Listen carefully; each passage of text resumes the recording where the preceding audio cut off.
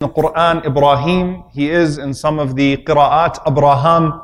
He is an amazing figure, one who we take our ritual from, our deen from, the great grandfather of the Prophet ﷺ, who resembled the Prophet ﷺ most, and the Prophet ﷺ's way resembles his way the most. This is millat abikum Ibrahim. This is the way of your father Ibrahim alayhis salam. The Hajj is a commemoration of Ibrahim alayhis salam. When you pray, you mention Ibrahim alayhis salam in every single salah. We honor this man in so many different ways.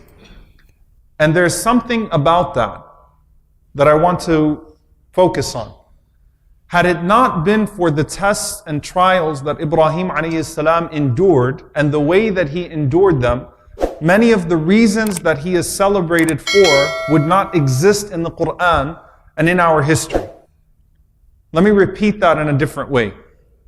As Ibrahim alayhis salam was going through his trials, not only did he bear his trials with such patience and such nobility and sidq and truth and this loyalty and gratitude to Allah subhanahu wa ta'ala as he went through those trials. Those trials became the means by which he was elevated, became the stories that we tell that are in fact the reasons that he is honored. He is first honored by revelation and by being Abul Anbiya, the father of the prophets, and a person who did much good. But if you look through his life, much like many of the prophets that we find in the Quran, the reasons for his honor trace back to his most difficult moments, his lowest points, and how in his lowest points he had the highest iman and faith. And that's why we celebrate him. Those are the stories that are told in the Quran and the Sunnah of the Prophet ﷺ. And the thing about Ibrahim alayhis salam is that everyone in his family has a perspective. And all of them have a very similar story of tribulation and trial that is unique to them, but it all comes together to make this beautiful family. So from the perspective of Ibrahim alayhis salam, you have a prophet that is rejected by his people, rejected by even his father, despite being the most eloquent of the prophets, as Ibn Kathir rahimahullah mentioned, afsahul anbiya, despite being able to articulate intelligent arguments, despite the reputation he had with his people, he leaves his people rejected by every single person in the town, except for his wife, Sarah. The perspective of Sarah, and the ending was not pretty. The ending is him being stripped down and thrown into a fire.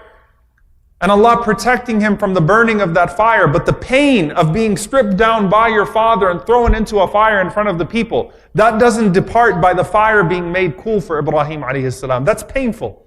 And only having your wife Sarah to travel with you outside of that place.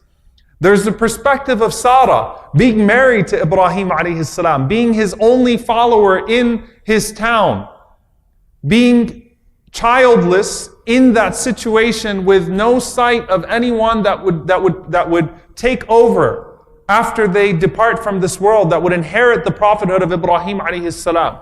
Late into their age, they didn't leave Haran when they were young. They left after many decades of humiliation and struggle. And they start to make this journey. And then the other people start to become a part of the story. Each one of them having a very unique perspective and one that requires a lot of patience and trial and tribulation. Then comes Hajar. Then comes Ismail. Then comes Ishaq. Then comes Yaqub and Yusuf. It's a legacy of tribulation and patience shown in that tribulation as each one of them goes through a different struggle that is unique to them but completes this family of sidq, of truthfulness and patience. And so I